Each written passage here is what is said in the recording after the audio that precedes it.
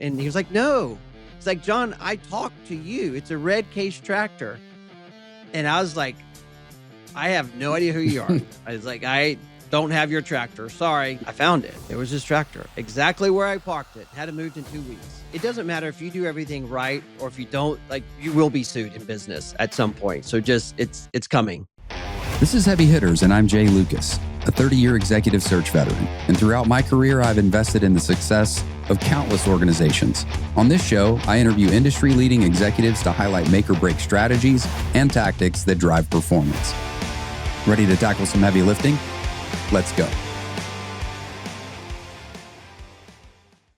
All right, welcome to Heavy Hitters, where we go deep with the leaders, visionaries, and industry vets who have shaped the world of heavy equipment. Today, we've got John Dowling. He's a veteran heavy equipment product support leader. John earned his stripes as a sergeant in the Marine Corps, where he learned how to wrench on mobile equipment, and since then has spent over 2 decades working in product support, both for multi-location dealer groups as well as large OEMs. He ultimately became the director of product support for a 10-store location or dealer group, Washington County Tractor, and was key contributor to the growing of the business from 44 million to 127 million in 6 years, and contributing to about 210% growth in product support revenue. John is now self-employed as a consultant leading his company, Service by the Boxes, with a focus on helping heavy equipment dealers improve parts and service operations. He's also the author of a book sharing the same name as his consulting practice. He is a sought-after voice in dealer product support, speaking at Con Expo, AED Summit, AEMP Connect, and others. He's published articles in Equipment World, AED Magazine, and IEAD Magazine. He's a man of faith, a Marine, a family man, and a guy who has earned everything through hard work and relentless commitment to excellence in product support. So welcome, John. Thanks, Jay. Glad to be here today. Awesome. Before I get started, do you mind if I just open in a quick prayer? Yes, please do. All right. Lord, I just want to say thank you for all of the many blessings, especially our salvation and our Lord and Savior, Jesus Christ. Thank you for John and the heart that you've given him to serve others and to be your face in the world of heavy equipment. So we ask that you join us now and just be with us as we go through what we hope will be an educational show. Amen. Amen. All right. Thank you, John. So let's talk a little bit about the climb from turning wrenches in the Marines to director of product support for multi-location dealer group, contributing significantly to revenue growth, not just as a dealership as a whole, but also within product support. And then now self-employed business owner, consultant, and sought-after speaker. Tell us about that. You know, I remember my dad when he dropped me off to ship out to Marine Corps boot camp. He didn't have his verbiage right, but he said, be a good soldier. Marines are not soldiers. We are Marines. There's a difference. That's a major insult. But at the time, I didn't realize that. But he wasn't trying to insult me because but he's saying you do a good job. Make your family proud, and you wake up every day and you work hard. And so I'll say this: I've been very blessed in this career. Every place I've ever been, like every level or stage, I've had a great mentor that kind of just taught me the business, pushed me, motivated me, kept me on track. And so I think that's really what's key to success is really having the right people to support you. Yeah. And I say that now because I encourage people now, like if you have been successful, like find that young person that's really motivated and just needs some help, and love them and support them, and keep them on track. So that's one thing I really enjoy about what I do now is I do a lot of coaching, like one-on-one coaching. So I'll coach with executives or even like a store manager or branch manager, any kind of manager. the dealership's like, hey, this guy or gal is like great.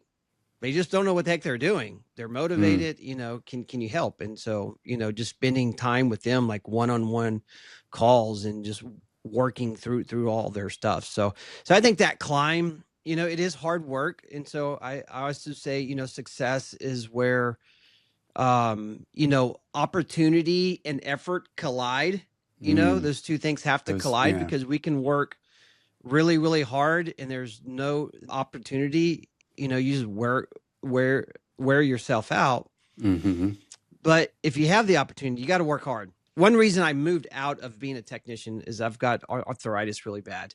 And Mm. so my hands just hurt. And, and I remember my dad always telling me this is like, John, you're not going to stay the position you're in right now, like as motivated as you are and dedicated as you are, like you're not going to be there. And then I got promoted to service manager, and I was a service manager for like 7 years. And at one point I was like, I'm just going to die in this office. Like I was passed over a couple of times. I was a store manager position. It didn't work out. The dealership was being sold and they wanted to keep everything fully staffed. And, and so I just got the bad end of the deal. But my dad was like, just keep going. Like, you're not going to be a service manager. And so it just happened. Like, you just keep Mm-hmm. working and working, and you take the opportunity. Like, you've got a risk, it's, a lot of people are stuck in a position and they're not willing to walk away, or they're not willing to ask, or, to take a chance. And you've got to, sometimes it works out, sometimes it doesn't, but you got to keep pushing. You said something about having a good mentor, and I think equally important to being or having a good mentor is being a good student. Mm-hmm. Yeah. So when you're consulting and providing coaching, what percentage of the folks that you provide, coaching to, would you say are good students? They want to learn, they're eager to learn, as opposed to somebody who is just going through the motions.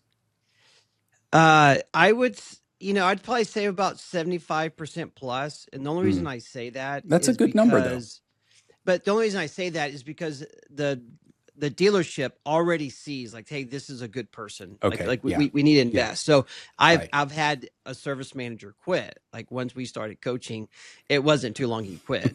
Which was a win. It was a win because this Yeah. wasn't the person.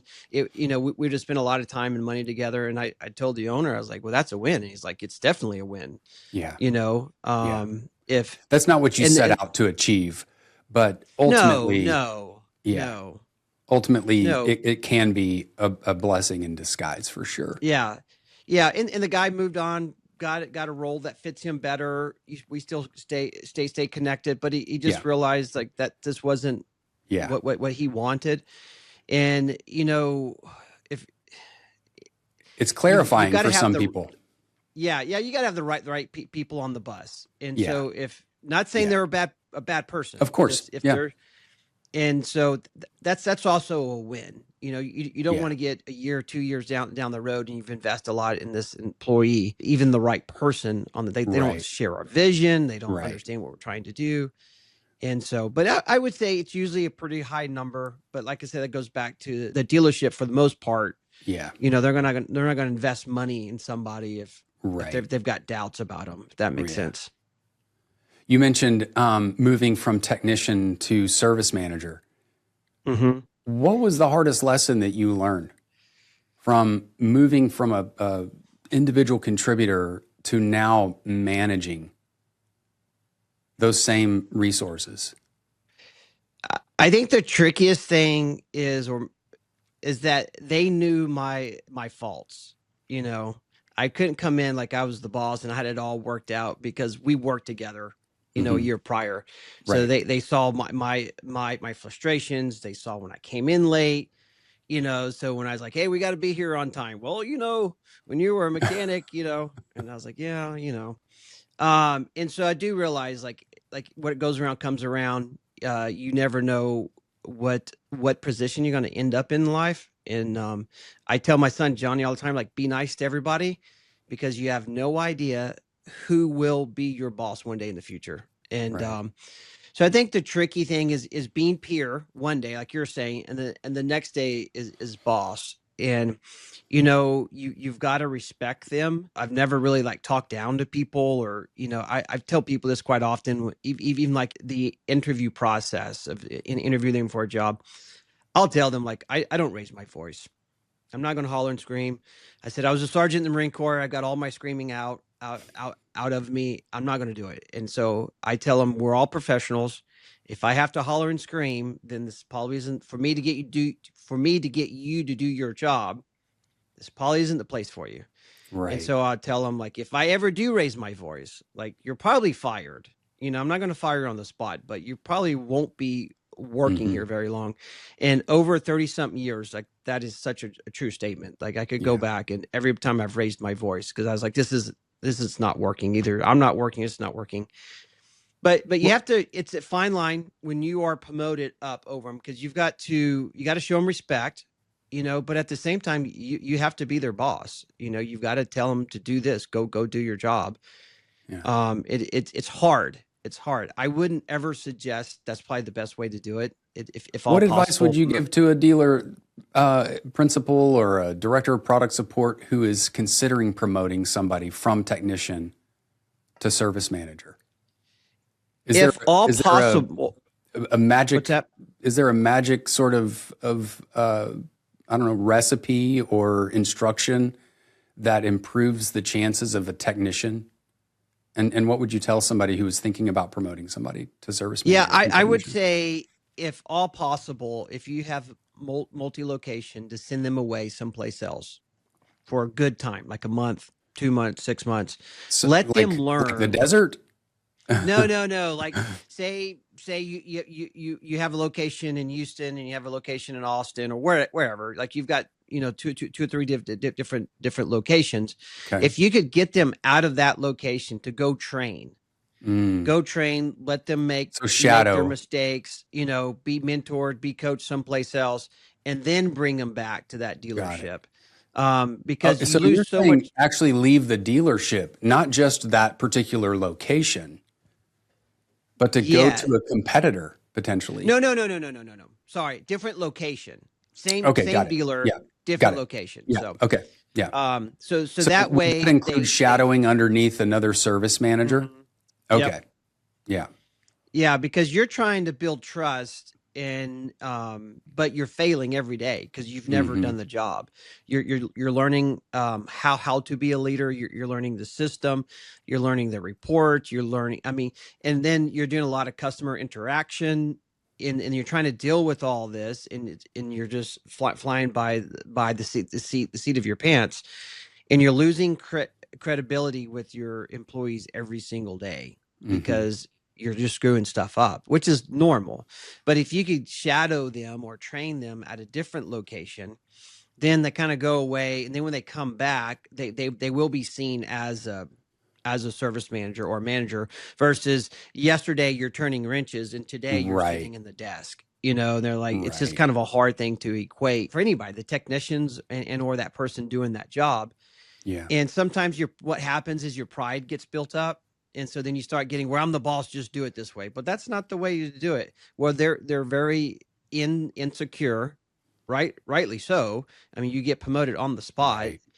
and you get questioned. You're like, why are they trying to undercut me? I thought they were my friends, and now they're not. So, and they might just be there to help. And so I Mm. think it's good. Get them away, let them learn how to do everything, let them be mentored, and then that also gives that service manager a mentor that they can call and say, hey, can you show Yeah. me what is the best way to close the work order again, or I need to discount this, or I need to do whatever, instead of fumbling around for Hmm. hours on end on one Right. thing. Trying to So trying to figure it out. You're basically reinventing the wheel. yeah. Yep. So Yeah, to me, it seems too that technicians that transition to service manager, that transition is easier in a more mature service environment yep. Hmm. where processes are good. So they've observed process from a technician perspective in Hmm. terms of the flow of work. Yeah. as opposed to trying to promote someone who's in a dysfunctional environment Mm-hmm. into a service manager. Because Yeah. at that particular point, you're now trying to work in a setting that Mm-hmm. isn't functional, Yep. which makes it even more difficult. Yeah. Because And that's what I ultimately, I did. think, Yeah. yeah. And yeah, So, that's what so I how did did. you figure it out then? I mean, you've obviously built a system. You had Mhm. to learn the hard way. What was it Yes. that made it possible for you to begin to put more structure and process in place, knowing that you didn't really have that when you got moved up? Mhm. So I would say Rich Day, who's been a great mentor. I mentioned him in my book, and he's retired now. He was proc support director at multiple locations, a deer Mm-hmm. dealership, a cat dealership, Mm-hmm. and then he helped JCB dealership from scratch, and then retired after that. But he spent like 2 weeks with me. Like we cleaned the office. Like he helped me do a lot of basic stuff. But and so that helped a lot, knowing that I had a corporate supporter, that I Mm-hmm. wasn't going to get fired, you know, and that I could call him like, hey, what's like, why is this not working? Is there somebody else, another service manager I can call to kind of figure it out? Mm-hmm. But eventually, what happened? So he got me functional, right? Just to be able Mm-hmm. to process paperwork, open and close work orders. Hey, he taught me some basic things that you have to do every day. Mm-hmm. You have to print off your whip, see what work orders are on there. And he taught me this. You ask this question, why is this not closed? And then you solve that every day. Like just solve it. Like that's as a service manager, why is this work order not closed? And you got to do whatever it takes to get it closed. And so he gave me a good foundation, but I say this quite often is like I was a service manager for like 7 years. So like the first 3 years I did everything wrong. And I just got tired of failing. And so I started to just take like mental notes. And I'd probably been better if I wrote down the notes, but I literally would take mental notes and it was like, how did I get in this situation with the customer, with the Mm-hmm. technician, with the salesman? And I'd always try to, and then I would like take steps back and I go, oh, okay, this is where I screwed up. Because a lot of times we think I'm sorry, the camera's not picking me up, my hand's up. So we think we screwed up right here because that's when we first see the problem or the issue. But really, it was back here. And so a lot of times we try to fix it here. Mm. Well, we never solved the root problem. Right. And so I would constantly like, what went wrong? And I'd take like multi steps back and I was like, that's it. And literally, Jay, I'd say, I'm never doing that again. And I would do that again like the next day. And I was like, well, this time I'm really not never doing that again. And eventually I learned like, I'm not doing this again. This is, if I had to just do this one Yeah. thing. And so like a prime example, I had a customer come in. He was a new customer, had bought a ranch or inherited a ranch and had an old case tractor. And he brought it in. He said, hey, this is what's going on. Had a great conversation with them. And I was like, okay, I parked it in the back. Let's park it there. I'll give you a call tomorrow. Everything perfect.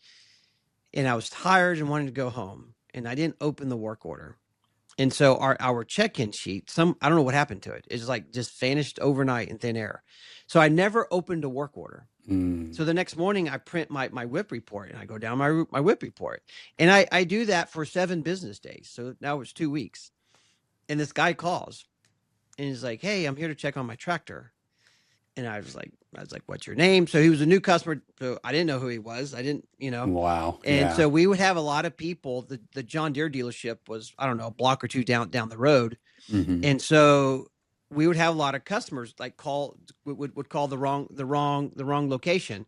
And I said, oh, is it a John Deere tractor? And he was like, no. He's like, John, I talked to you. It's a red case tractor. And I was like, I have no idea who you are. I was like, I don't have your tractor. Sorry. Yeah. And In I your said, I'll go mind, look. you're so panicked. You're like, oh my God, what Yes. happened? And so I went to the yard. So I just started walking the yard. It was a fairly good sized dealership. And Mm-hmm. I found it. There was this tractor exactly where I parked it. Had it moved in 2 weeks. And Did it occur so, to you after you stumbled across it? You're like, oh, now I remember.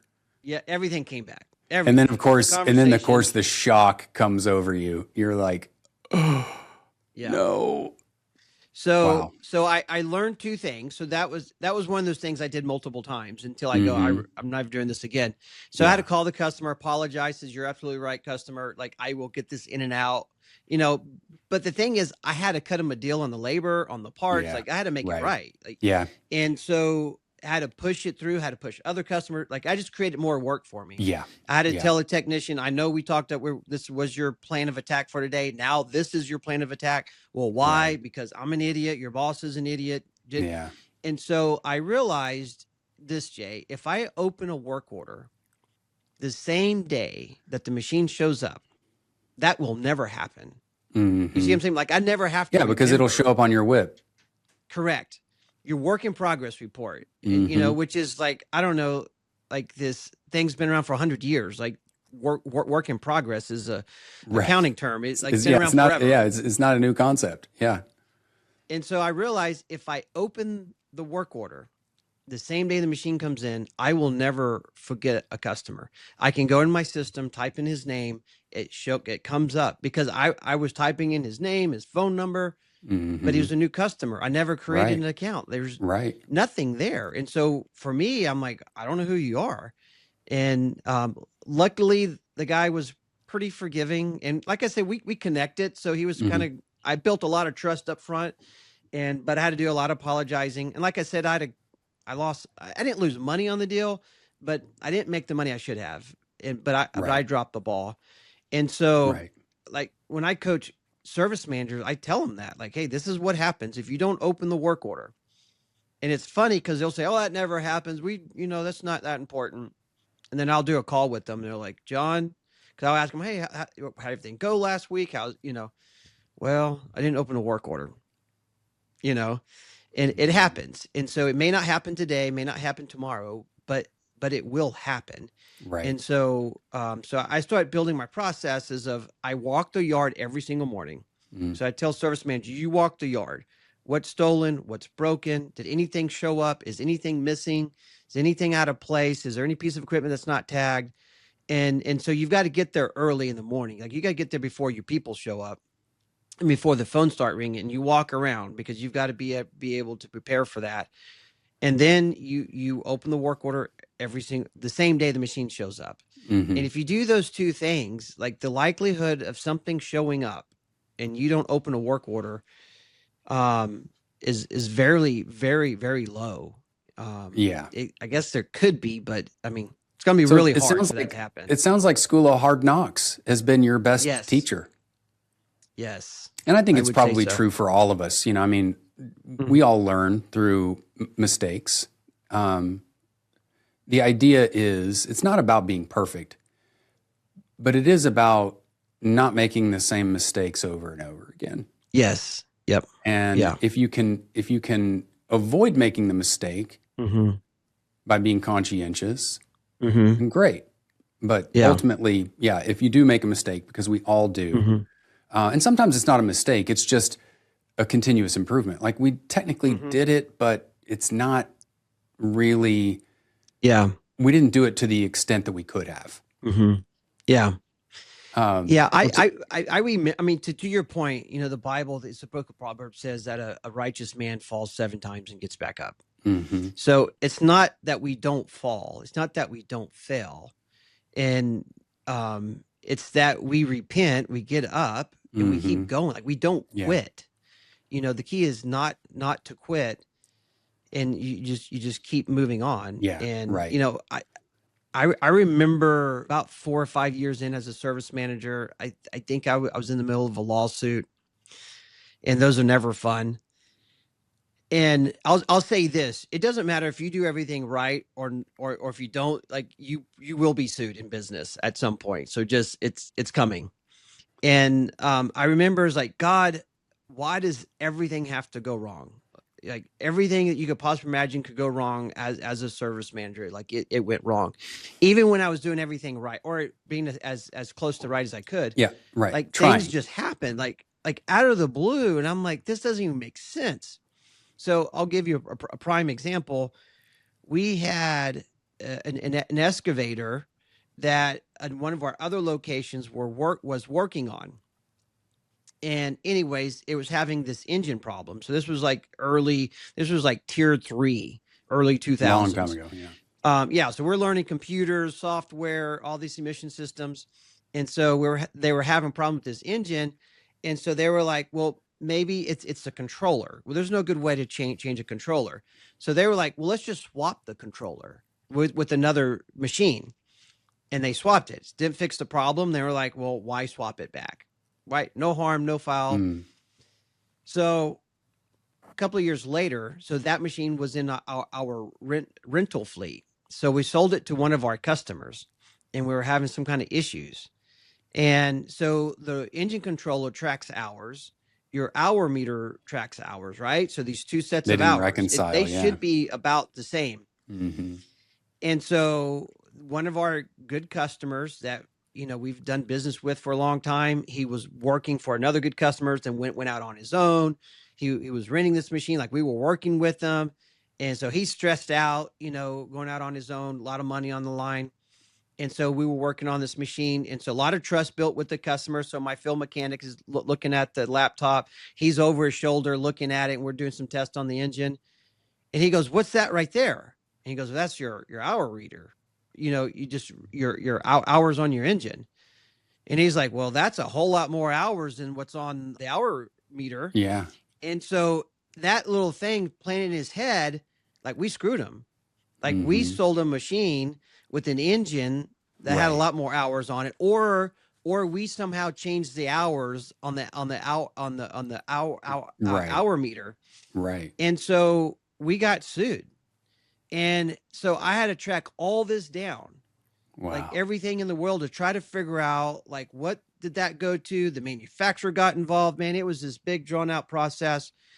And so anyways, I tracked it all down through work orders and stuff. And then finally said, look, and then had to go to court with the lawyers and like, here's all these pieces over years after work order and say, look, this is what occurred. Right. To best of my knowledge, this has occurred at this, even down the time frame that we swapped it out. Of course, we still lost the lawsuit and had to pay this guy like stupid money, and we didn't do anything wrong. We didn't do anything, even though the tractor was, as you said, it just had a swapped engine control unit. Yeah, yeah, still had to pay crazy. And that's crazy. And so I realized doing that process of documenting your work orders of exactly what you did and why you did it, and having good stories is key. And not only that, we are, well, most dealerships are on a paperless system now. Still some people have like paper files, so you like all the work order file is there. And so I was digging through files of work orders, like boxes and boxes of work orders, years and years old, trying to find this one work. It was just all chaos.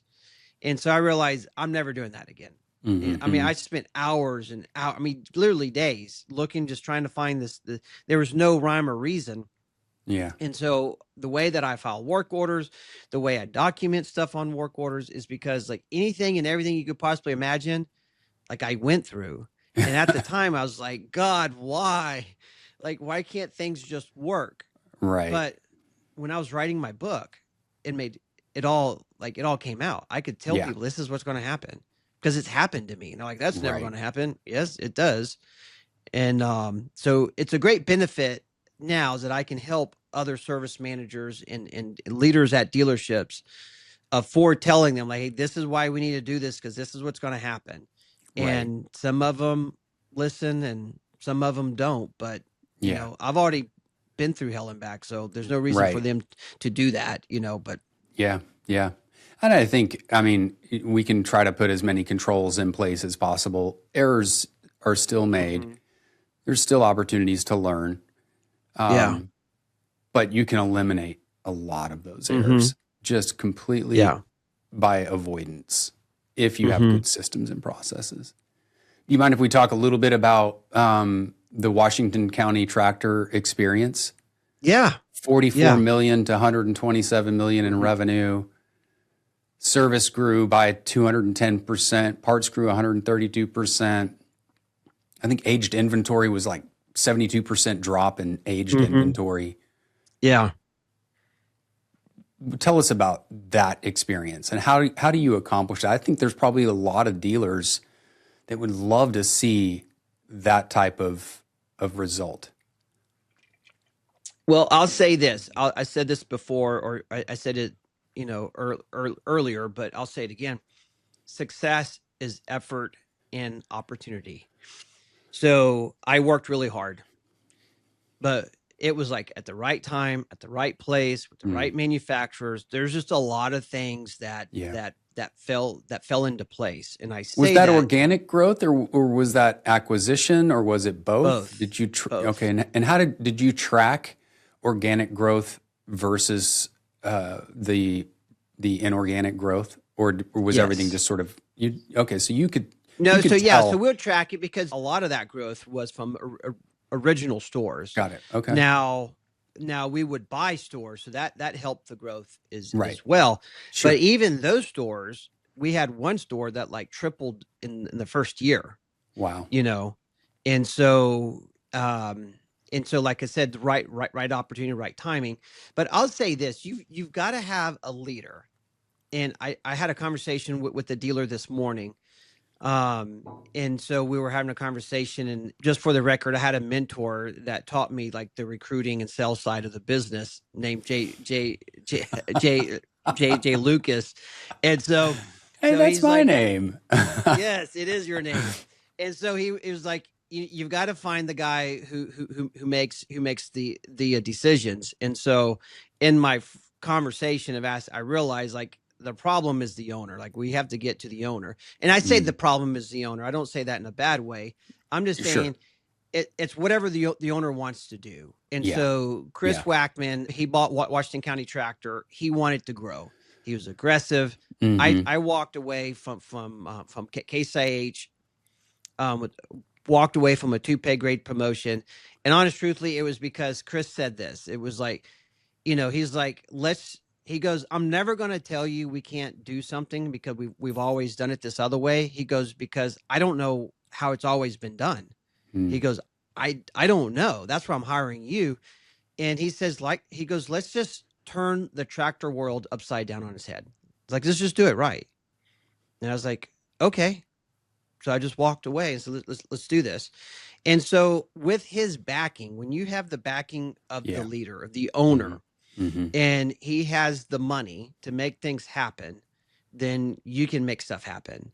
When you have to fight the owner, or because they're life, I think you've said this a lot of times, like a lot of people, they just want to fund the lifestyle. Yeah, it's a lifestyle business for sure. Yeah, And you're not going to it's grow. not unique to heavy equipment either. I mean, there's a lot of small businesses out there where the owner has a business that's throwing off enough cash to fuel a lifestyle that they want, whether that's country club or golfing or fishing or hunting or vacationing.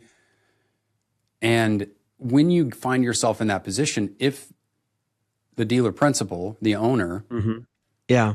has that at a higher priority level than growing the business, it can get a little wonky. Yeah. It can get off course real fast because now you have a bit of a headwind. So having the capital is one thing. Having the will to build a good business is a little bit different. In fact, it's a lot different. Yeah. It's funny how such a subtle mental shift can make all the difference, but it does. It does. Leadership is key. If the owner doesn't want to risk or want to grow, or they're satisfied, like you're not going to grow. You're just going to stagnate.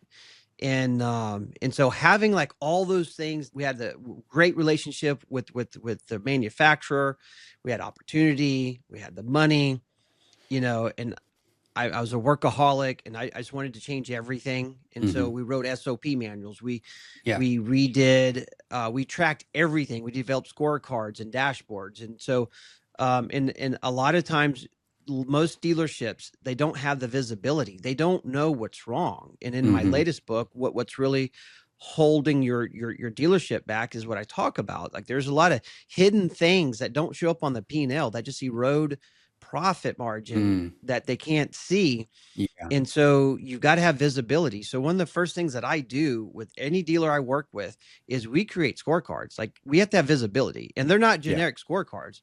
They're like, so we do a deep dive on their finances. I do a very intensive 2 to 3 day on-site visit, like interviewing every employee, talking to everybody. And then I put together this executive summary and like, this is our problems. And we discuss it. We kick through it. And then it's like, what number or what activity do we have to focus on to fix the end goal problem? And those Mm-hmm. are the numbers we want to track. Right. And if we have to create our own number, it doesn't have to be an industry benchmarking Yeah. number. Like, Right. what is that number? What is that activity that we have to do? And so I tell everybody, it's like, you've got a plan. When I talk to the owners or executives, it's like, you have to plan, like, what is your dealership going to look like in 5 years or 10 Right. years down the Yeah. road? You Totally. can't look a 100%. month or 2 months. Like, Mm. you got to look long term. And if that's selling, or if that's buying, Yeah. or if that's just maintaining, or Right. whatever, what is that in 5 to 10 years? Mm-hmm. Then we work towards that, and you won't get so short-sighted, because most dealerships, they love the vanity of revenue, they love big numbers, and they go, well, look how great we are, and they chase the cash every Yeah. month. They create this very high stress, toxic culture Mm-hmm. that nobody wants to work for them, and they like beat people over the head just for 30 days. And I'm like, Right. stop looking at 30 days. Let's look at 5 to 10 years down the road. What does that look like? And let's start driving there. Yeah, I think the funny thing is, because you hit on something that I think I see as a deficiency a lot, not just in heavy equipment, but just in business in general, and that is having a long range plan that you then convert into short range plans Yeah. that then convert into tactics or objectives. Yeah. What some strategic planning books would call a rock. Or an objective, but it's ultimately those things that you have to do or that you're executing on that will get you one step closer to that 1 year vision, Yeah. that 3 year vision, that 10 year vision. Yeah. And so having that vision is one thing, but if you can't convert that into quarterly actionable steps, it really becomes difficult. Yeah. Because you got to have a way to turn that into something. It's the how do you eat an elephant? Yeah. If the elephant is your 10-year plan, well, you eat it one bite at a time. What's the one bite at a time? What can we tackle this quarter? And that is a huge differentiator in an organization's ability to execute. So let's talk about scorecards, because I have this curiosity about, scorecards, the data that gets in that you build your scorecard around has to be stored somewhere. You have to be able to access that information. But that means you have to have a certain discipline in entering information in order for that scorecard to actually be accurate. Yes. So if you're not recording your basic behaviors, let's say that that's because you're lazy or you don't care or you've never been taught. Yeah. Or maybe it's that your system isn't configured in a way to track that data so that it will provide you the insights that you're looking for. Yeah. When you walk in, do you see? It's one thing to develop a scorecard, but how do you do that if your data is junky? Well, I think that's part of the process is, so I always talk about like the commander's intent. It's kind of like that big eat the elephant. We're going to eat the elephant. So commander's intent, this is what we're going to do. This is why we're going to do it. This is what it looks like when we know we've got this done. And oh, by the way, here's some key things we have to do or not do to get there.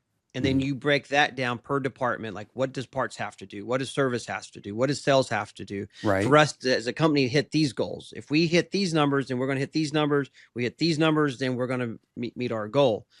And so you have to have visibility. One thing that I learned, especially when we went from, let's say, like 6 locations to 9 locations, like that was a major shift for me. Like I had to Mhm. change everything I did. It was a different way of to manage Yeah. because I couldn't be there every day. I Mhm. had to have visibility across hundreds of miles in Texas at Mhm. dealerships. I'm not there, but I needed to know what was going on there. And so then you say, what are those numbers? Can I pull those numbers? And your business system is so important, your technology. Now, I say this all the time: technology is an amplifier. If you have crappy processes, just like you're saying, if you have crappy data, if you have really fast technology, you just move crappy data really fast. Like Mm. you don't solve your problem. And Yeah. so a lot of times people like, oh, we need this new technology. No, you probably just need some very disciplined processes. Mhm. And so what I like to do, majority of my dealers, we do this, is like, let's get down to the basic. Like, let's get as simple and as we possibly can, because if we can't do it by paper, you're not going to do it when it gets Yeah. digitized. And So do so, you map processes with those dealers yeah, when you're consulting with them? yeah, we will. We'll write SOPs, Okay. whatever it takes, whatever's needed. And so first we find out what's the numbers that we can report, and then what numbers can we report. What I mean by that is data. Some data is really good, but if your system is antiquated, but the data is bad, and it takes us hours and hours to get one number, Yeah. then we lost whatever value it brought. We lost in just pulling it, and then Right. constantly Right. trying to convince everybody this is a good number when everybody knows it's not a good number. Right. And so sometimes you got to say, I really wish I could track that number, but I can't. I need to find the next best thing. I think this is, if any business system providers are listening, this is really what's lacking is dealers. There's a lot of data. They just can't get it out. Now there's Mm. other, I'm not going to mention the names, but there's other system providers that will plug into your business system and Mhm. report that data, and you can build fancy dashboards, and it just pulls the data every day. It's live, and so that's a good investment, not Yeah. cheap, but it's Yeah. it's a great investment. So once you get your data and you can start reporting, because I just had this conversation last week with one of my new dealers, is like, we have to get the data down right first. We got to make sure it's accurate. We got to make sure we're reporting, because we start making changes. We don't know what changed fixed what. We can just start doing a lot of things and like, well, I think we had a good month. I think this fixed Right. it. And so you've got to have the right data to say, if I do this, if I do X, I think Y is going to happen. And Mhm. let's see, can we see it? Right. If Y doesn't happen, then were we wrong? Was not Right. the right move? Was our data wrong? And so, but once you get that visibility, that's when it gets exciting, because then you can start pulling levers. Oh, yeah. I like to call them, is like, we're building this infrastructure to pull levers. And once again, we're looking 5 to 10 years down the road. And so we want to build a system that we can scale. And so Mhm. you just add another location, you just add it. It's not like, what the crap we're going to do now? We've added another Right. location, and Right. now we have twice as much emails, or Right. the accounting department is I was going to ask, overwhelmed. you're like, we're totally tracking here, because I was going to say, how much does your P&L and that P&L being structured appropriately Mm-hmm. affect the KPIs? Is it the Yes. KPIs affect the P&L, or does the P&L affect the KPIs? How does, or are they totally Well, separate? yeah, no, because a lot of your numbers are coming off the P&L. So if your Hmm. chart of accounts, so I spend time with accounting, you know, Okay. and I tell them, like, so I tell my dealers this: your P&L is a management tool. Hmm. Now, your bank could give a rat's ass about your P&L. Excuse my French. Like, they could care less. They want to know how much cash you have. You know, they'll look at the balance sheet, but they really want to know, do you have cash? If you have cash, they don't care. Like, they'll give you money. You have money. Um, but a lot of times the dealer, they'll look at the P&L and like, look at my revenue. And the bank's like, I don't care how much revenue you have, how much cash do you have on hand. And so I try to really separate that, because most businesses, I think it's common in any business, but most businesses, most dealerships, they focus on the P&L because it's nice and sexy. You got all these big numbers. And then secondary, they're like, we don't have any cash. Well, we had a great month. Well, you didn't collect any of it. Right. And so so part of the numbers is like, do we have the P&L? And I'll tell you right now, this is where the rub starts, is because then like people have to start doing stuff. You got to get, accounting has to start saying, okay, now we got to restructure Because you're brought in as a product support coach or consultant. Yeah. And now you're meddling in accounting leadership business. culture. Yeah. How does that work out? You're like, hang on, guys. Well, before we start talking about service management, parts and service, I'm going to go talk to accounting real quick. What's that conversation generally like? Well, it depends on the dealer, right? So some dealers are a lot more sophisticated and matured. And so they, will have different debates. What's the best? It's more right on those dealerships. It's like when you talking with the CFO or controller, it's like, what's the best way to do it? Like they're doing it right, but there's always more than one way to skin a cat. Sure. And so then you just got to have that conversation. Yeah, you can have two GAAP compliant, P&Ls that just report the data in ways that are more effective as a management tool or less effective as a management tool. And that's true. That is true. I mean, I think I'm a good example of that. I've lived through that myself. Yeah. I like to have a departmentalized P&L. So every department, a separate business unit, and we see what is their gross profit and what is their net profit is really what I want to see. So do you put parts as a separate business unit and service as a separate business unit, or do you have okay, got it. Yeah. Yeah. Because if you're not, I'll say this, a lot of your departments aren't making money. Now they have good gross profit, but once you put all the expenses and allocation and everything they get dinged with, and if the owner knew how much money he was losing in service or whatever, or sales, then they probably wouldn't give raises, or they probably wouldn't say, let's spend money on that, on the marketing campaign or whatever. And I'm not saying we should or shouldn't do anything. I'm just saying that you would make a better informed decision, but it goes back to visibility. Yeah. If you don't know that you're losing money. So I've worked with dealers who have great gross profit in the service department, but they're losing money overall. And it's like, well, there's no reason to beat up the technicians, right? It's not a technician problem. It's either we're staffed too heavy, we're paying too much on payroll, or allocation maybe needs to be looked at. What expenses are hitting. Sometimes expenses are hitting a particular department that probably shouldn't be hitting that.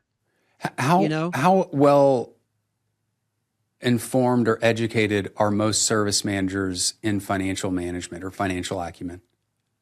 Not very. Well, I mean, it depends on where you go. If you go to a big as a percentage, though, I mean, and we're not picking on anybody, but I'm kind of curious. Like you have an interesting perspective because you see how things work as a consultant from a lot of different vantage points. And I'm curious, just your take on the financial acumen of most service managers. Is it 50% generally get it and 50% don't? Is it I'd probably say Pareto 10. Principle? 80? I would. Wow. Okay. Yeah. How Maybe do you determine 80-20, that? but I mean, 80-20 is probably a good number. Okay. I mean, that's always a good number, right? Always worked. But I would say, I'd probably say around, 10%, no more than 20. That I would say a lot of them don't even know what a P&L is. Wow. That blows my mind. Yeah. That blows my mind. I mean, the reason what I know, I'm sorry, go ahead. Yeah, I was going to ask, like, why? Why is that? Why don't they know? Yeah. Why do you have somebody running a business within a business that doesn't know their financial statements? Because most owners of dealerships, they don't realize service is a business. They think it's just a cost of goods sold to support the sales department. They don't realize. That's why they just don't understand it. That's why I wrote the book. It's which then tells me that their P&L likely has all revenue lumped into one revenue category that they don't separate, and then their cost of goods. Well, they'll probably they separate between parts, service. They'll have it separated in those, like whole good sales. So you'll parts. know top line revenue by revenue stream. But what about cost of goods? Do they separate the cost of goods for each one of those revenue streams? They'll usually have that. Okay. Now, so you've got good gross profit numbers. You've got accurate gross profit numbers, but then all the operating expenses, do they just dump those into one bucket? Yep. Okay. So then now all of a sudden you don't really know how to allocate your expenses to the revenue. Yeah. Which then gives you real cloudy data. No real way to diagnose what revenue is actually profitable revenue. So I'll give you a perfect example. So working with the dealer, he says, hey, my margin and labor sucks, and it does. And, can't get my technicians, raise my labor rate, and gross profit, your gross profit margin, should be in the 60s and 70s, and they were like 40. And so prime example of the P&L, getting it right. Well, when you start digging into it, all your service writers and service managers and truck drivers payroll was being dumped into the cost of goods sold for labor. Yeah. And you're like, well, so then you don't have good your gross profit numbers. Yeah. Now you have let's this. Pull that out. Yeah. Like, let's pull that out. Then let's see what our number is. I mean, you can do the math. We can do the math ourselves, but let's pull that out and then let's see where the heck we're at, And so that's where the P&L is, that managerial tool of what's working and what's not working. And if it's not set up correctly, and then you hear, well, that's how we've always done it. I'm going to have to remap this, and I got to get with the payroll people. Yes, you are. Okay. Yes, you are. Yes. Because we don't know where the problem is. If you really want to know how to run a good business and where you're leaking profits, yes, you have to do that. Yeah. 100%. It's sort of like having a leaky boat. I mean, sure, you can put some duct tape on it, but that's not going to last. You can try to put your finger in the hole till you spring another leak. I mean, that's not going to fix the root problem. So if you don't get to the root problem, which is inaccurate data, that's why I was asking, because we have these scorecards that come from the financial statements in most cases. I mean, you have operational scorecards too that aren't necessarily a number on your financial statement, but a lot of them will. Yeah, the important ones, 100%. Yeah. If you don't fix that stuff, it's impossible to really know how to run an effective business. And then so when you dig down into it, when you start figuring out why we do it, sometimes they'll say, I don't know, we've always done it like that for 50 years. Like we've never questioned it. Yeah. But then sometimes you'll find out it is because of the ease of the accountant. It's the ease of corporate. Well, this just makes my job easier, so we're just going to do it. And I'll give you a prime example that it's an accepted practice either way you do it. So I know people get upset with me, but technician labor, each hour is a unit that we're selling. Yeah, inventory. And so a lot of dealerships, they don't want to track technician hours as inventory. So every month they just dump all the payroll cost into the cost of goods sold, if those hours are sold or they're not sold. Now, I know over 12 months it kind of washes. I get that, but you're messing up your data. You don't know where it's at, and you lose visibility, because if you have a GL account where all your cost of hours go, every time you buy an hour, it goes in there. And then you have, every time you sell an hour, you take it out of this GL account and you stick it over in your cost of goods sold. Well, then if you have a surplus of hours over here that are never being billed out, then you have visibility of like, hey, we're not billing hours. Like, we have a problem here. But when you just dump it all in there, the account is like, well, I'm done. I don't have to worry about reconciling that GL account. It would show up in the P&L's gross profit on service, because correct. Ultimately, what's going to happen is you're going to have 40 hours worth of labor, or 50 or whatever, in the cost of goods. and you're going to have a lower revenue number because Mm-hmm. those hours aren't all billable. Mm-hmm. So it's going to eat Yeah. into your gross profit margin, Mm-hmm.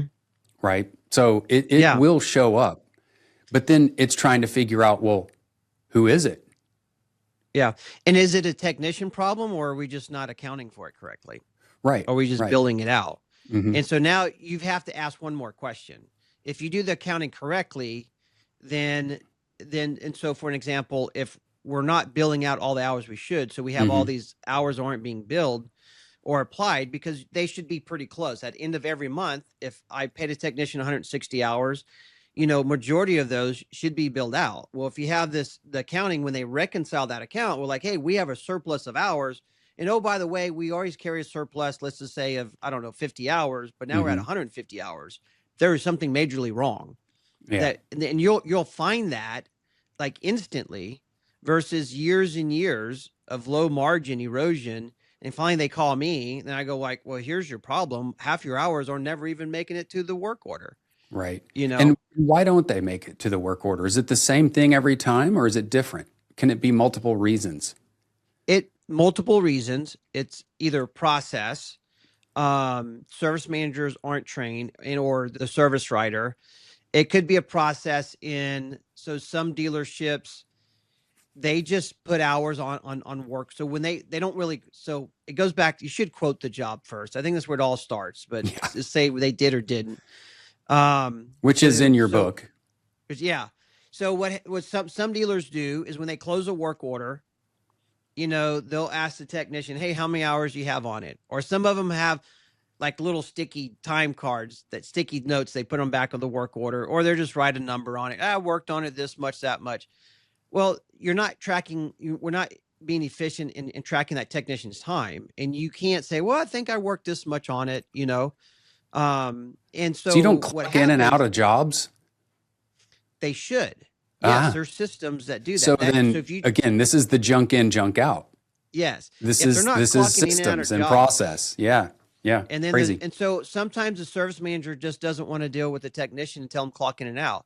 So it's just easier when they go to close the work order of saying, How do you hey, fix Fred, how that? much time did you have on that job? Oh, I had like 10 hours. So he bills 10 hours, but he had 20 hours. Right. But there's no visibility to say, no, you Right. had 20. Where's the other 10? Right. Fred doesn't even know he had 20 on it. He really thinks he only did 10 hours. Yeah. So what's the fix? How do you fix So that? the fix is, if you're getting paid, well, if you can, so the best way to do it, if you can combine your payroll and your management system together. Work Now, orders. I know why there's reasons you can't, because some business systems don't have a payroll module, and some of them aren't that good. And maybe they have a lasting relationship, like with Fidelity, you have your 401k there, and they say, we'll throw in payroll. And, so there's reasons why. But if you can roll it into one, so every time they clock in to get paid, they have to be clocked on a work order. Hmm. So that, they're always on a work order. If they get off a work order, they have to put another work order number in to get on it, to get off the other one. Hmm. If you don't have that ability, you've got to create the culture and the routine, the rhythm of, if you're on the payroll system, then you're on a work order. Like, you're never not negative. I think never not. My wife was here; she'd get on to me, but the point is like, you're always on a work order. If you're getting paid, you have to be on a work order. And then at the end of the week, accounting or the service manager is going to have to reconcile that payroll.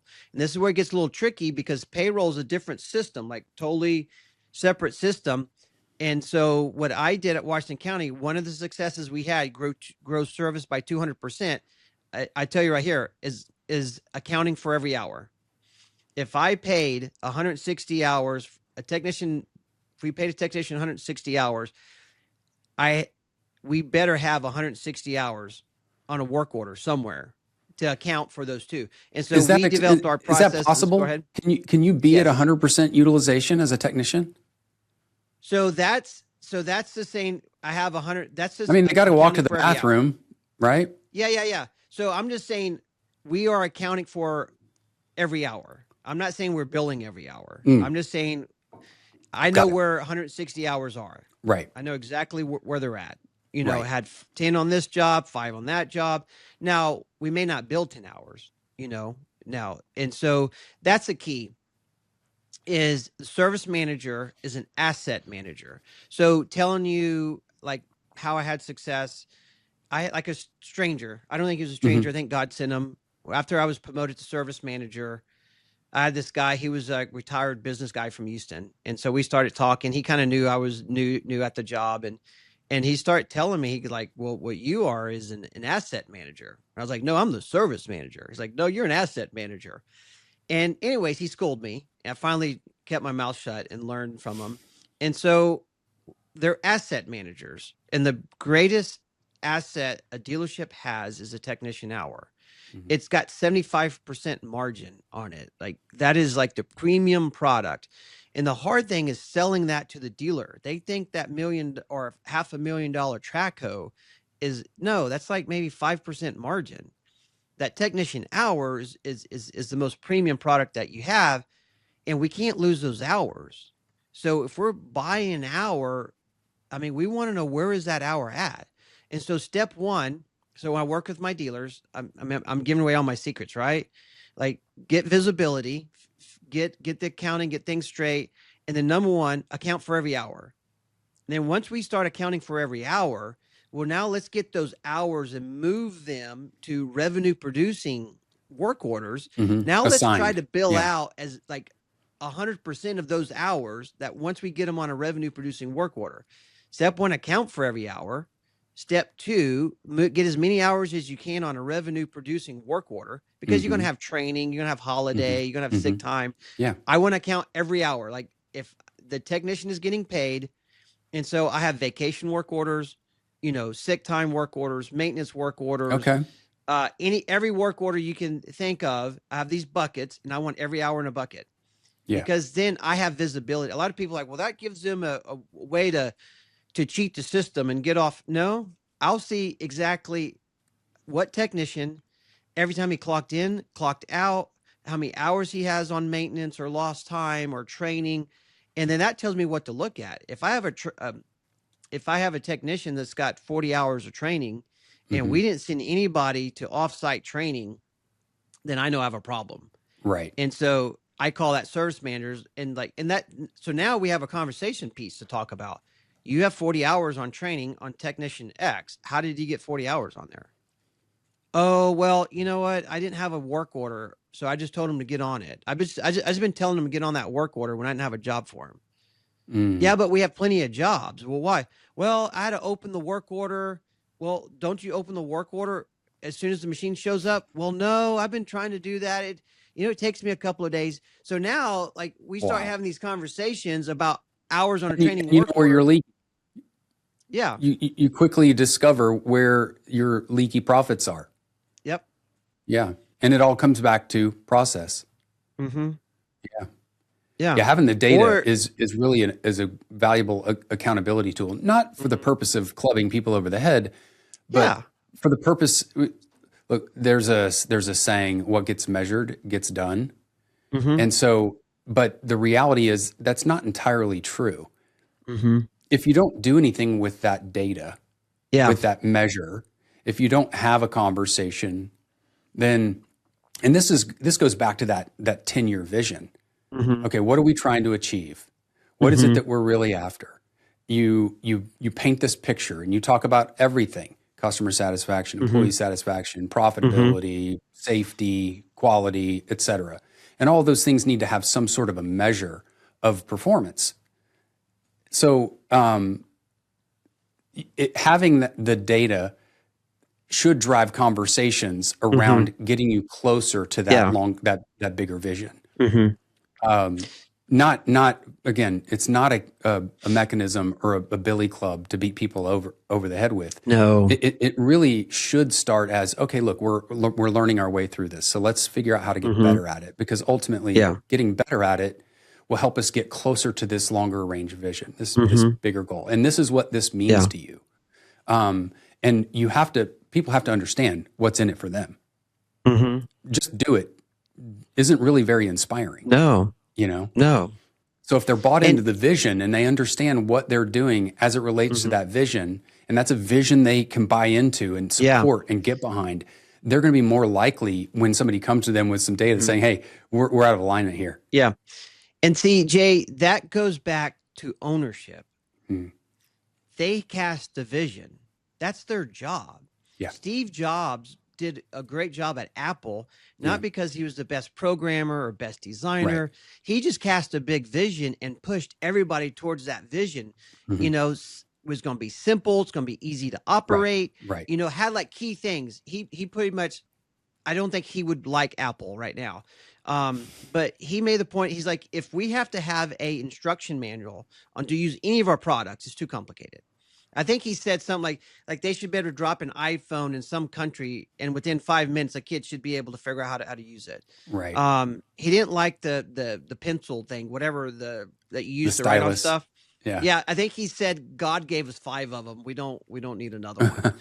And so Apple came out with the Apple Pen. So I don't think Steve would like that. But and so, but that's what made him great. And so owners, they don't understand their job. I always say this to my dealers: what you to the owners and executive team, what you celebrate and what you tolerate creates culture. I don't care what your vision statement is, or your mission, or your vision statement, or your commander's intent, or whatever you say. It's what you celebrate and what you tolerate day in and day out is what creates culture. Yeah. And when leadership, and this is what we had at Washington County Tractor, we're going to grow. We're going to be 20 locations. We're going to be the best in class. We're going to take like big picture things. And then I can say, okay, this is what we have to do here to get there. And the boss is saying, this is where we're going. Like, get on or get off. This is where we're heading. And I'm helping people get on and help. This is what you have to do to get there. What happens is when the vision is not connected or disconnected with what your support managers are trying to do, then it doesn't work, because they create that pressure. We want to be best in class, or whatever that is. You've got to get there. And then really you want to create it where they come to you. Like a perfect area is like, hey, I want to be successful. I want to hit where we're trying to go. I don't know how to get there. And that's really what you have to be to success. But what happens, the owners, and I get it, you make a lot of money, you get fat and happy, and you just don't want to push anymore. Right. I get it. But when they stop, everything stops. Like, if you're the leader, you can't stop. Yeah. I mean, and what I mean by it, and I'm not saying you've got to work 20 hours a day, but you've got to constantly keep pushing. And I'm not talking about beating people over the head of, we want to make more money, we're not making enough profit. Whatever that big vision is, people aren't motivated about, let's make the owner more money. You've got to get creative. You got to find a way that motivates people and drive it day in and day out and not stop. Is it possible to get an individual technician P&L, like where they can actually see what their contribution to the bottom line is? Yeah, yes, you can. A lot of dealerships don't do that, but I think you should track of, I think we should treat technicians like salespeople. I don't know if you know this, but the average salesman, believe it or not, an average salesman makes as much money, like gross profit for the dealership, as an average technician. That's and so insane. I think that is insane. I think there's a lot of people that would immediately want to argue that. Yeah. Let's do the math. Yeah, it's simple math. Yeah. Right. Yeah. So let's say you've got 2,000 hours a year. Mm-hmm. Let's call it 3,000 hours a year. You got a technician working 60 hours a week. 3,000 hours a year. That person is going to generate off those 3,000 hours a year how much gross profit, or how much profit? Yeah, you should be at 60 to 70%. Yeah. I mean, if you want to do the numbers, I mean, an average salesperson sells $5 million a year. Right. I like a 5% gross margin, right? So 250,000. Now that number goes different. If you're in specialty equipment, you might get 10% Right, margin. right, Some right, people are doing 1 or 2% deals, right. so on average, 5 Hmm. million, Hmm. 5%, $250,000 gross profit. Your technician doing, let's just say 80% of 2080, roughly at say $150 an hour will be Hmm. like $249,000 Yeah, gross but profit. that's revenue though, because you got to. Okay, No, so that's you're saying, profit. okay, No, they'll do you're about billing if you're 200. billing them out at $200 an hour and you're paying them Yeah. $50 an hour, you're saying that $200 an hour times the 2,000 hours. Well, I'm just saying, so let's just say we do 2080, now I'm counting overtime, Yeah. times 0.8. That's 1,600 hours, or 1,664 times, let's just do 150. And I know that's low. So that's $249,000. Yes, revenue. You're right, revenue. But you have to remember there's a dollar for dollar ratio between parts and service. So basically, you just times that times two. So you're at $499,200, and you have a blended margin of about 50%, if not more, because about 60 to 70% service. Parts is going to be 30 to 40% margin. Hmm. You cut it in the middle, 50. So you divide that, times 0.5, you got 249,000, So you you're right multiply at. times two because you're adding the parts component in with the Yes. service. Yep. Got it. Yeah. Yeah. Yeah. So Yeah. Right. total gross profit generated for the company by Hmm. that service technician. Right. And that's only at $150 an hour, 80% recovery rate. And, Wow. some Yeah. technicians are 85 plus. Um, and if you're charging more than that, then you should be making more money Well, than and we that. used 2,080 hours as the number. Yeah. And that's no overtime. Not 50 hours a week, Yeah. not 60 If you hours a did, week. and then overtime, you should be billing out in a time and a half. So Yeah. now you're making a lot of margin, Yeah. so. Got it. Yeah. That's crazy. Let's talk for just a minute about service by the boxes. So this is your organization. What is your goal? What is the mission of Service by the Boxes? My mission, honest truthfully, is to take care of my family. Is to provide for Mm, my family, okay. and so I love living where I live, Hmm. and I love helping people. I love growing things, and so trying to figure out, like, hey, what can I do? How can I provide for my family well? How can I stay involved in the industry, and how can I help people be successful? And Hmm. so that's where it all started. When I was recruiting for you, I was having conversations, and it eventually, like, when you and I were talking, like, I tend to be doing more consulting than I am getting recruiting jobs, and and so that's where it all starts. And so I wrote the book, and I owe you a lot, Jay, because I remember we did the our weekly meetings with the EOS, Hmm. and so my rock was to get Publish your my book. manuscript, yeah, Yeah. published. And I don't know if you remember this, but you told me, like, John, you can only have the same rock like two quarters in a row, so if you don't get it done this quarter, you can't do it next time. Yeah. And so, Right. like, literally that was enough. Like, I just got to push this across the line. Right. I And mean, you'd already gotten 90% of the way there. yeah, I just had to push it It just was a across. matter of accountability. So I mean, this is exactly Hmm. what we're talking about. It's about me not letting you get away with anything Hmm. other than what you said you were going to do, what you've Yeah. agreed to. And you had Hmm. agreed that you were going to do this one thing. And so we just had regular weekly conversations about that. Hmm. And those conversations would turn into, okay, what do you need to do this week to get one Hmm. step closer to getting that book Yeah. published or Hmm. doing this thing or that thing? And it's Hmm. funny how that kind of conversation takes this overwhelming elephant and breaks it down Hmm. into a bite size for you to be able to just Yeah. execute on. And eventually you look back and you're like, wow, we've covered a lot of ground here. Hmm. you can look back and go, man, Mm-hmm.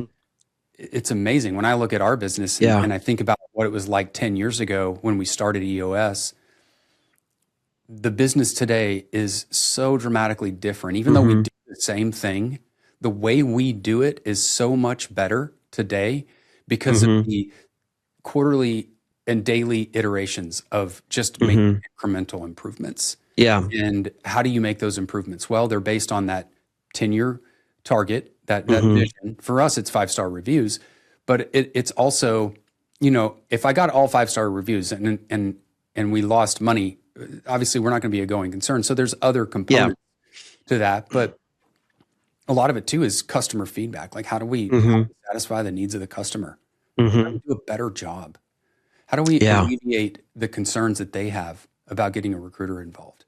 Mm-hmm. And you just slowly and incrementally. So yeah, I mean, the book for you, now published, available on Amazon, Yeah. has Five now. star rated. So I tell people, if you give me a rating, please don't give me anything less than 5 stars because I don't want to mess it up. But Well, but that's turned into a business now. mm-hmm. And so people could self-implement service by the boxes Mm-hmm. by getting your book and basically deploying these practices. Mm-hmm. But they could also call you and say, "Hey, help us implement service by the boxes." Yeah. Yeah. And so, I mean, it goes back to, we don't understand, just like you're saying, like we don't understand what the problem is. And that, my latest book, what's really holding the dealership back, is like, they don't understand. So they Mm, work hard, they focus on the wrong things. We're very sales focused, very hmm. focused on the top line revenue, and they just sell more. And Yeah, so it's like this cyclical issue. Parts and service isn't functioning, so we're not making the money that we need. So let's sell more whole goods, which is going to highlight or even create more pressure on a broken system in parts and service, which right, pisses off more of our customers. So right. let's just keep selling more. Let's keep just trying to shove Yeah, stuff through there. it's And Einstein's definition of insanity. mm-hmm. You keep and doing so the same things over and over again, expecting a different outcome. mhm. And It's I'll be madness. honest too. Yeah, it is. It is madness, and they're frustrated, and they're good people. They're good Yeah, people. yeah, They're yeah, yeah. working This isn't hard. a personal attack. Yeah. And so another thing is, a lot of people don't understand service. Even service managers don't understand service. They Mm, have no idea, like, how on earth does a machine come in and get out that way? And they think we're I was at a dealership not too long ago, and their average days to close is like 30 days, right? And so they had a pretty good business system, so we could track some data. hmm. And so it took them 2 weeks to get parts, and it Wow. took them almost 2 weeks to close the work order. Which is And funny then they were because let's stop there for a second and double click on the whole 2 weeks to get parts. Mhm. So you've now identified that part of the reason why you have a 30 days to close on a work order, when it should probably be a week. Mhm. 2 weeks of that is I'm waiting on a part. So Mhm. now you go, okay, well, why is that?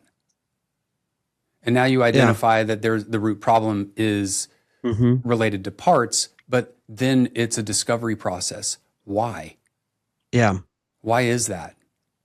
Is Mhm. this is this just poor inventory management, inventory Mhm. planning? Yeah. What's It, what's the problem there? mhm. So Because there's yeah, no so reason why. I've always said, and it took me a while to figure this out because I didn't grow up in the heavy equipment industry. mhm. I've grown up in recruiting. My entire career has Yeah. been recruiting, but since 2018, 2019, it's all been heavy equipment. Well, the first few years is a lot of just learning how the business operates, Mhm. and I've learned that parts is oftentimes looked at as the sort of forgive the expression, redheaded stepchild. Yeah. It's really the cornerstone. Because Mhm. if you have a great technician, but that technician can't close their work order because they don't have Mhm. parts, that's a Mhm. problem. And if you can't Yeah. close the work order, then your customer can't get his equipment. They're going to Mhm. be pissed and they're probably never going to buy that machine again, Yeah. which is going to then affect sales. Mhm. So if you don't have a tip top parts department where Mm-hmm. your fill rates are 90% and your inventory turns Mm-hmm. are high, Yeah. then you've got a lot of opportunity to improve because it's Mm-hmm. probably having a trickle down effect to every other part of the Yeah. business. Yeah. And so you kind of brought the point up of like, hey, you come in service, and he goes, now you're talking accounting, you're talking Parts. because Yeah. I would say like service just encompasses everything. You Mm, yes, I guess technically I do service, but once I get in there, then it's everything else. It's, you can't have on a three-legged stool, you can't have one stool shorter than the other. Like you can right. make service perfect, but Right. it's going to underperform. Yeah. And since people don't so I was a technician, and people like me, like consultants, would come in, evaluate why, whatever. Then they would have this big old meeting, and we'd all come up, and they would say, y'all need to work faster, you need to do this, you need to do that. And what happens is, when service is struggling, since we don't understand service as a process, then we think naturally it's the technician, because service is just fixing things, right? Right. And so I tell people, I always ask them, like, what's the purpose of a service department? Oh, fix equipment, customer machine uptime, take care of our customers, support the sales department. And I said, that's why you're failing. The purpose of the service department is to sell technicians hours. Now, the way that we sell hours is doing everything you just said, Hmm. but the end goal, the end game, is to be a profit generating machine. And so we have to have that mindset that that is our purpose. And that changes everything. It's not just fixing the piece of machine and getting it out the door. Because if the technician fixes it and get it out the door, but it takes us 2 weeks, or you know what, Jay? There's somebody that takes them 9 months to a year to close the work order and get paid. Yeah. Or let's say you get it out in a week, but you do it Mhm. at a loss. Yeah. You don't want You that lose either. money on it. Yeah. Mm-mm. You don't want that either.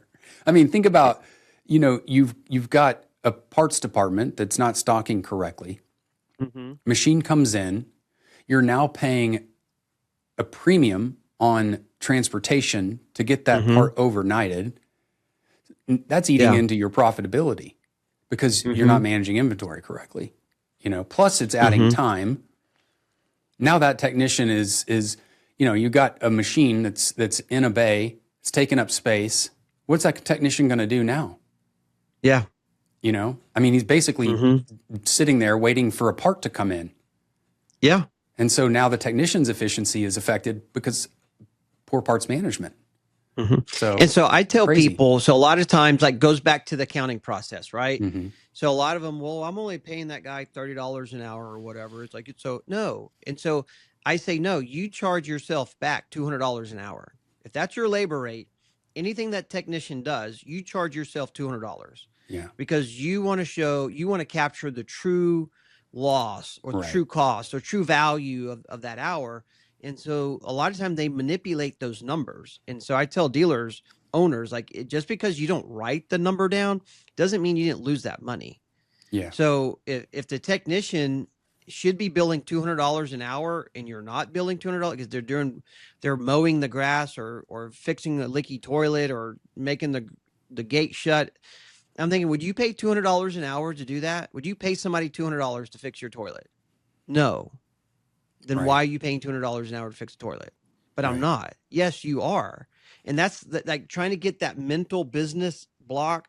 They're saying, no, he's already paid for. That's one of my employees. I got to pay that every month anyways. No, that's an hour that you should be selling. And if you're fixing a toilet, then you can't sell that hour. So you literally lost $200, $400. Once you realize how important the technician hour is. And so that gets back to when I talk about, like, what we celebrate and we tolerate, it becomes our culture. And so this is almost a verbatim conversation I had, is you can't tell technicians, we want you to stay focused on working.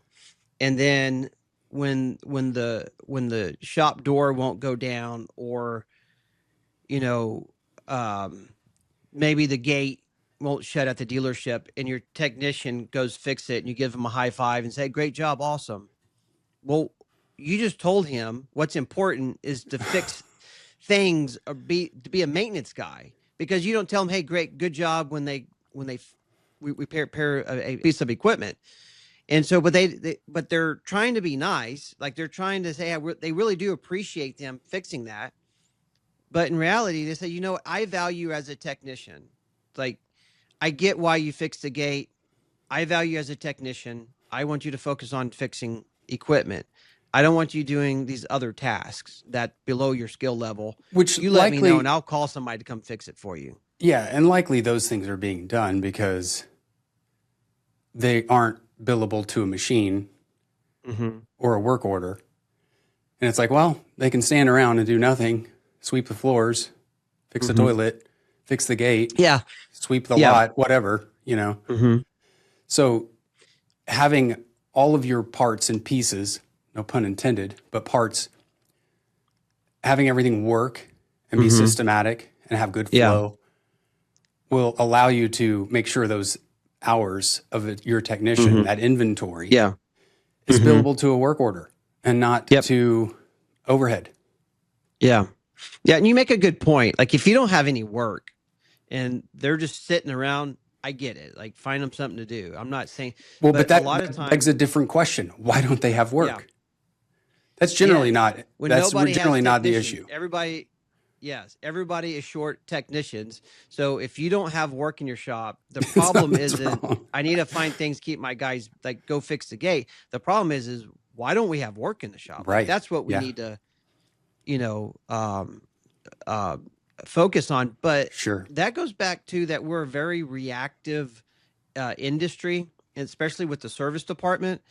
The service department doesn't, as a whole, very general statement, but it seems to hold true, is a service department, they don't think that they should have to go drum work up.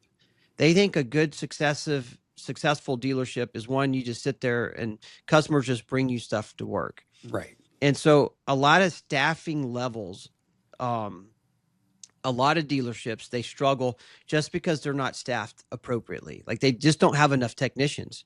Like, it doesn't matter how successful the technicians are. It doesn't matter how great their gross profit is. They just don't have enough technician hours to sell. And so, but the service manager is like, well, John, I may run out of work. Okay. And what they're saying is, I only want 5 technicians because that's easy to manage. They're going to stay busy the majority of the time of the year. And if I have 10 technicians, then that means I'm going to have to go find work for them. Yes, that's our job, is to sell more hours. That's how we make money, is selling more technician hours. So this goes back to alignment. If you want to grow and you have a service manager that's not growing his business, Yeah. well, then what you have to create, they have to execute against whatever it is that you have laid out. If growing is part of the plan, then they need to be managing and leading to grow that business and not just maintain. Yeah. Right. So Yeah. if there is no growth, then there should be a conversation. What's going on? And if that person doesn't want to grow because they're comfortable with 5 techs, well, then the question is, are you the right guy for this job? And there's nothing wrong with wanting to manage 5 techs. Just not at my dealership. Yeah, right. Exactly. You can Just go to the competition here. next door and manage 5 technicians. Right. Or you figure out how to, maybe the question is, do we bring in another service manager? Could we afford to have a second service manager Or so that we could PSSR. maintain? Because you don't want to, right, or bring in a PSSR. But if the PSSR is going to bring in more work, and that means that you're going to have to hire more techs, and that person's going to have to manage 10 people and no longer managing 5, and that's more work than they really want. The question is, well, do we value this person in leading 5 people? Is it feasible financially for us to keep that person managing those 5 and add some other people, or if the answer is no, well, then you obviously have to sort that out. Maybe that person is just not the right guy for the job. Yeah. And those that's are, okay. that's those conversations I have every day. Like, do we have the right people? Yeah, you Yeah. know. So you start up here, and as you've seen in our conversation today, we've progressed all the way down. Okay, now we're building this structure, and then talking about like the financial side, the P&L, having a budget. Like a service manager or parts manager, they should have budgets. Like, this is what we expect you to do. This is how much your profit should be. This is, your expenses, your freight, whatever. And then if they can't manage that, if you can't manage past 5 techs, then we got to have a conversation. And so Right. this is where Yeah. it's really hard, that if you're going to be a business person, like, this is our growth. This is what we have to do to get there. And we got to take a lot of personal feelings out. And a lot of every manager, everybody has a certain capacity, right? If you just think a plate, like, everybody has different size plates. Trump, like, that guy has he has like this big plate, like he can like handle everything. At least it seems like it. He kind of exhausts me just thinking about everything he's doing. But we all have a plate. And if you're managed, this is where the emotional intelligence, HR or whatever comes in and say, that service manager is really great, but they're only a five technician person. So everything I'm saying is like real life stuff that happens that I deal with every day. And so a lot of times you'll hear this problem. We just can't keep techs. This new generation, they just don't want to work. And what happens is you have a 5 technician service manager, and you get to 7 techs or 8 techs, and slowly they find reasons why to let them go. Intentionally they just fire them, or they'll sabotage them, but they're going to stay at 5 techs, and you can even hire 3 more. Eventually he'll whittle them back down to 5. Well, the problem isn't the next generation doesn't want to work, because the next generation doesn't want to go to college. They want to be in the trades. They want to work with their hands. But they're not being allowed in. They're not being cultivated. And That's really, the as key. managers are like, I want to have 5 technician shop. But this is what's funny, Jay. The service manager doesn't even know what they're doing. They don't even realizing they're running people off on purpose. And then they Right. complain about how they can't It's find technicians. you're saying it's not a conscious decision. No. They're Crazy. scratching their head, wondering why I can't keep techs. It's sort of like a sponge that's reached saturation. You can't. It's not going to absorb any more water. These service managers, like a sponge, can only absorb 5 technicians, and that's it. Yeah. To try to give them more is not feasible. Yeah. And so nobody takes the time to focus, to develop their people, and say, why is this failing? Why am I Right. constantly having when you're constantly having turnover? Yeah. The problem is probably not the people you're turning over. It's probably your boss, that immediate supervisor, or the process, or something else. Certainly, it's a pattern. If there's a pattern, then pattern. Either they don't know how to hire, or they don't know how to lead. But either one of those problems is a service manager problem. Yeah. Or parts manager, or whatever. We're not picking on service managers. Yeah. Pick your leader. Yeah. Good point. And because you do the crazy. same thing with sales managers. I've seen it with sales managers of saying, can't find any good salespeople. I got to close every deal. I got to save every deal. And it's salesmen running. It goes all the way up to the executives. I mean, I've seen VPs that they do this. It's not just constantly management level. Yeah. If somebody wanted to get in touch with you and they were interested in evaluating service by the boxes, as a solution to helping them improve their service and parts business, what's the best way for them to reach you? Yeah, just call me, 979-337-4339, or shoot me an email, John, JOHN, @servicebytheboxes.com. Okay. I'm pretty active on LinkedIn, so I mean, okay, so they can find you on LinkedIn. Yeah, they can call email you. me, John @servicebytheboxes. Got it. Got a website, servicebytheboxes.com. And you have a contact form on your website too. Yep. Awesome. You can fill it out. I'll make sure those are in the notes so people can easily link back to those things. Yeah. You can you could Google John Dowling Service by the Boxes, and either my book comes up or my Yeah. website or my YouTube Yeah. channel You or a should be pretty LinkedIn easy to thing. track down. Yeah. Yeah. Yeah. Awesome. So, Well, this has been great. It's funny. I always start these with a sort of outline, and I don't. I don't think that we really follow that at all. But that's great. I love yeah. having conversations and having these conversations develop organically Hmm. through natural curiosity. It's clear that service departments and product support at dealerships is a huge opportunity Hmm. for Yeah. dealer principals.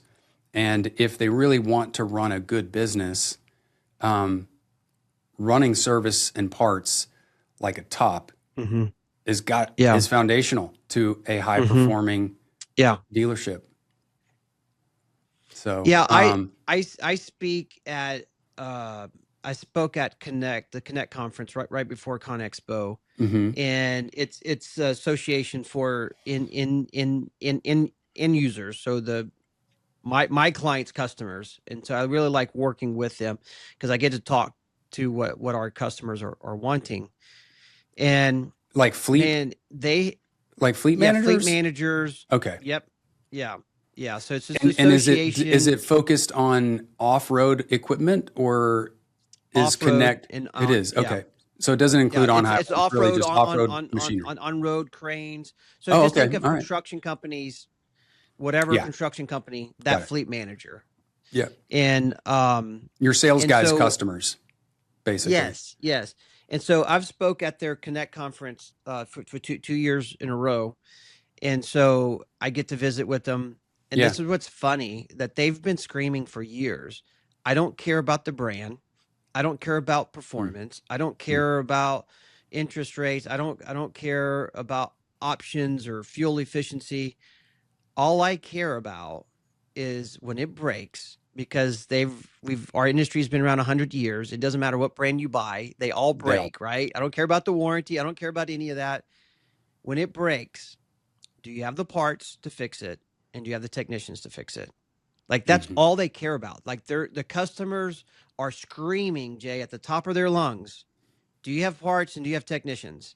And the dealership says, let me show you this new option. We've got this 12-inch screen. Do you have parts and technicians? Well, let me tell you about this 3-year warranty. Do you have parts and technicians? Let me tell you about the financing options. And it's frustrating to them because they're like, I don't care about the price. I mean, to within a certain degree, right? Mhm. But that's not the driving factor. Like, yeah, give me a good price, but I'll pay more money if you can just take care of me. If you will partner with me, I'll buy everything from you. I don't Right. care what brand it is. Right. And the customers, the market is screaming this. And the dealerships are just like, well, let me tell you about this new model came out and it has we don't care. And so a lot of dealers are starting to get it. They're starting to realize, hey, we have to service stuff. So um it's been exciting over the last year or so. Like, just the business has just exploded on my end. It's to the point my wife is complaining that I'm gone too much, which is, Okay. I think, a good thing, right? But I do have some space. I have some space for maybe one or two more dealers to work with this year. And so basically, I mean, I walk through my process on this call. Is I do a financial benchmarking. I'll do initial on-site visit, and then I'll put together an executive summary and say, this is what your market capacity is.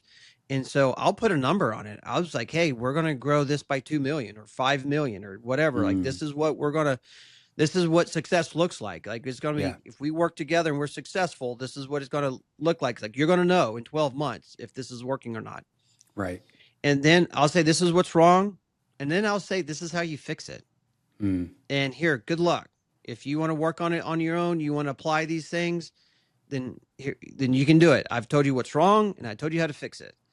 Um, but if you want to work with me, like, this is what this looks like. And so then I'll do a custom engagement that will focus on their location, because got it. working with a 1 to 2 location dealership trying to get to 4 or 5 is different than working with one that has 53 locations, right? Like, Right. that's Yeah. not the same beast.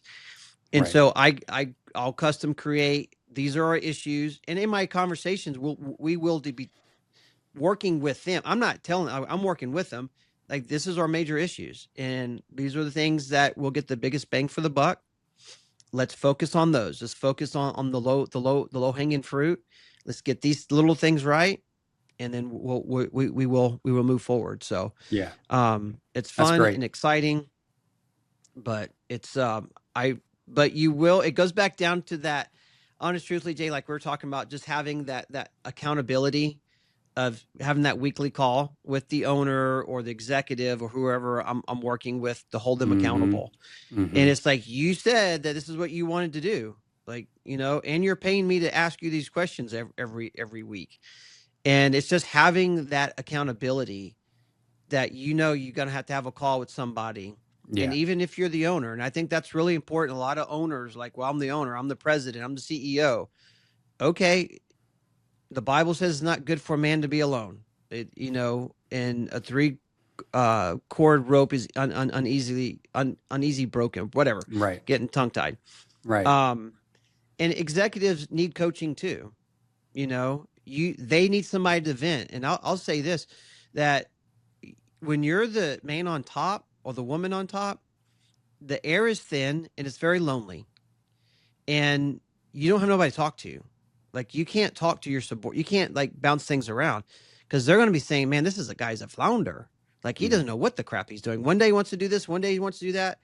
And when you're on top, you're just talking through ideas. Like, you got these ideas bouncing through your head and you're just discussing it like out loud. And it's not really good to do that with your subordinates, And so that's one thing I do executive coaching, is like, I'm the sounding board.